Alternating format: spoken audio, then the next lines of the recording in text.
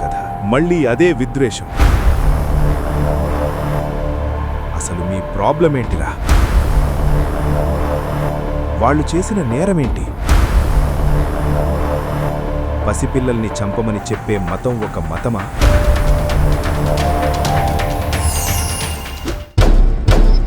సముద్రపు అలల శబ్దం, పిల్లల కేరింతలు, పండుగ వాతావరణం. ఆస్ట్రేలియాలోని ప్రశాంతమైన బాండీ బీచ్లో కనిపించిన దృశ్యమది. కాని ఆ సంతోషం ఒక్కసారిగా తుపాకుల శబ్దాలతో ఛిద్రమైంది. అమాయకుల ఆర్తనాదాలతో ఆ బీచ్ రక్తంతో తడిసిపోయింది. జ్యూస్ జరుపుకునే హనుకా వేడుకలో ఉన్నట్టుండి ఇద్దరు ఉగ్రవాదులు విచక్షణారహితంగా కాల్పులు జరిపారు. ఈ ఘటనలో 12 మందికి పైగా చనిపోయారు. అందులో చిన్నపిల్లలు కూడా ఉన్నారు. మరికొంతమంది ఆస్పత్రిలో ప్రాణాలతో పోరాడుతున్నారు. మళ్లీ అదే కథ, మళ్లీ అదే విద్వేషం. ప్రపంచంలో ఏ మూల బాంబు పేలినా, ఏ నగరంలో అమాయకుల రక్తం చిందినా, ఆఖరికి ఆ ఉగ్రవాది ప్రొఫైల్ చూస్తే కథ మళ్లీ మొదటికే వస్తుంది. పోలీసులు ఎన్కౌంటర్లో ఒకడిని చంపేశారు, మరొకడిని అరెస్టు చేశారు. ఆ అరెస్టైన వ్యక్తి ఫోటోను పోలీసులు రిలీజ్ చేశారు. ఆ నిందితుడి పేరు నవీద్ అక్రమ్, పాకిస్తాన్ మూలాలున్న వ్యక్తి. ఒక మతపరమైన సంస్థలో స్టార్ స్టూడెంట్ అంట. ఏం నేర్చుకున్నాడక్కడ? శాంతినా? కాదు. సహనమా?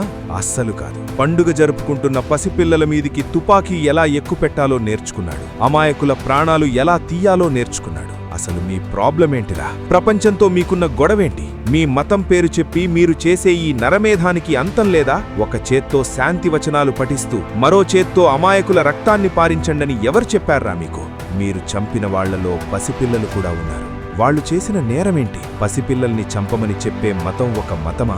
నేను తప్ప వేరే దేవుడే లేడని చెప్పే దేవుడు ఒక దేవుడా? ఇతర మతాల వాళ్ళని చంపండని చెప్పే మత గ్రంథం ఒక గ్రంథమా? ఇవన్నీ గుడ్డిగా నమ్మి విచక్షణారహితంగా నరమేధం సృష్టిస్తున్న భక్తులా? ఇది కేవలం సిడ్నీలో జరిగిన దాడి కాదు. ఇది మానవత్వంపై జరిగిన దాడి. ఇది మనందరిపై జరిగిన దాడి. ఈ ఉగ్రవాద భావజాలాన్ని, దాని మూలాలను పెకిలించి వేయకపోతే మానవ జాతికే ప్రమాదం. ఉగ్రవాదానికి మతం లేదనే వాళ్లకి తలకాయలో మెదడు లేదు. ఇకనైనా కొంచెం సెల్ఫ్ రిఫ్లెక్షన్ చేసుకోండి. మీ మతంలో ఉన్న ఉన్మాదాన్ని, మీ మత గ్రంథాలలో ఉన్న తప్పుడు రాతల్ని సరిచేసుకోండి. మనుషుల్లా ప్రవర్తించండి. జై హింద్.